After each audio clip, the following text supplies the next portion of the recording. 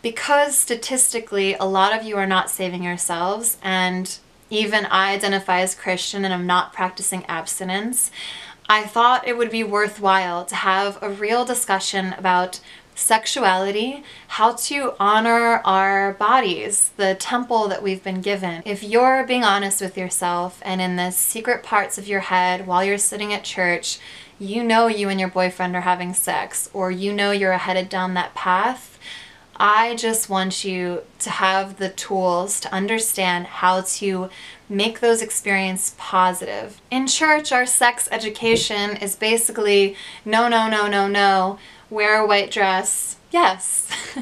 And it doesn't really give us many options to figure out what sex is really about. So again, I love Jesus, but I am not currently choosing abstinence. However, I think there are reasons to save yourself, and I would like to share those with you guys. In my head, sex is in two different categories.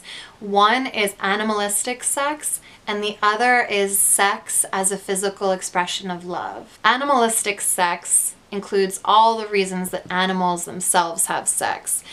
This is a means of procreation. Animals have sex to assert power, to become the most powerful in their group. Apes and dolphins have even been known to rape. So everything under that animalistic umbrella is just following an urge, following something primal. But we as humans have more capacity than that. We have sex to follow urges, but we also have sex for a myriad of other reasons, healthy and unhealthy. Some of the reasons you shouldn't have sex are to keep a partner, to keep your boyfriend or girlfriend happy regardless of you not wanting to have sex, or to validate your own self-worth. If you're feeling low and you're just using someone else's body as a tool to validate your beauty or your handsomeness or your worth, both of those things aren't fair. The first one's not fair to you, the second one's not fair to the person that you're gauging sexual activity with. I've also talked to people that had sexual regret when they were just drinking too much and they weren't really making a choice that was honoring their body, just getting drunk and tumbling into bed with somebody. That sort of situation is beautifully stated in this book. It's not a Christian book, but it's a really, really good book. It's called The Flamethrowers. She writes, that kind of drinking where you make a wilderness and tear a path in. You meet someone else there, deep in the woods, go home together, claw your way towards each other through the booze, confusion, misery, horniness. If you've had this kind of sex, raise your hand. With animalistic sex, with us just following our animal urges, a lot of things can go wrong. And that's where a lot of you that are choosing purity end up messing up, because your urges, your animal side kicks in. Just like I said in the purity talk, I think if pastors want to say save yourself for marriage, fine. But you guys need to keep condoms in your pocket, because I know of girls that have gotten pregnant. I know of people who have gotten STDs because they just weren't prepared. Side note, totally different conversation. I know the matter of choice is leaving out any of you that have been sexually violated and your virginity was not a choice. I want you to still feel included in the conversation, because a lot of us have been violated. A lot of us have made really poor choices with our own bodies, myself included.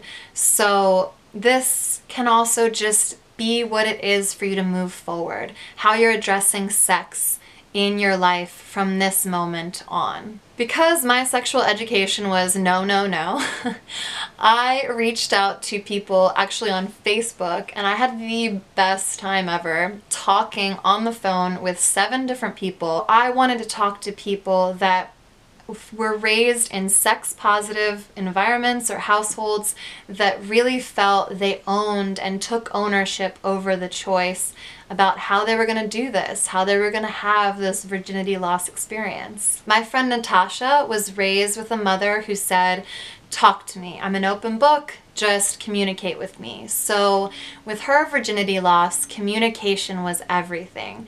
She had a really long-term boyfriend in high school, and as they were nearing the time where she was feeling ready She just started communicating. She said, these are the things I need. This is the way I want it to be. And she said something I loved. She said, I told him it was a big deal that he make it a big deal. When the time came, he'd written her a guitar song. He engraved a heart necklace. He made a freaking Build-A-Bear that when you squeeze it, it said, I love you in his voice. This kid took her communication. Natasha chose a partner that was willing to communicate with her, and she got everything that she wanted and desired out of that experience. My friend Suzanne was brought up in a very sex-positive Jewish household, and it's been really surprising me to realize a lot of people in Judaism don't have the same hang-ups that Christians do, considering their entire Torah is half of what we're reading in the Bible. Go figure. Either way, she was brought up in this sex-positive household, and she was always taught to honor and respect herself. Her body and her mind were of utmost importance. Because she had such self-respect, she chose a partner that was respecting her in return. She said they dated, I'm forgetting, maybe a year or something, and they were constantly doing other things that lead up to sex, so that by the time she was ready, she got on the pill. She told him 2 months in advance, even though she still wasn't ready. And when the night came, she said she had an orgasm when she lost her virginity because they had become acquainted with each other's bodies, and she was ready, and she felt respected and honored, and that she was making a choice for herself. Another girl, Freddie, was raised with very overbearing parents.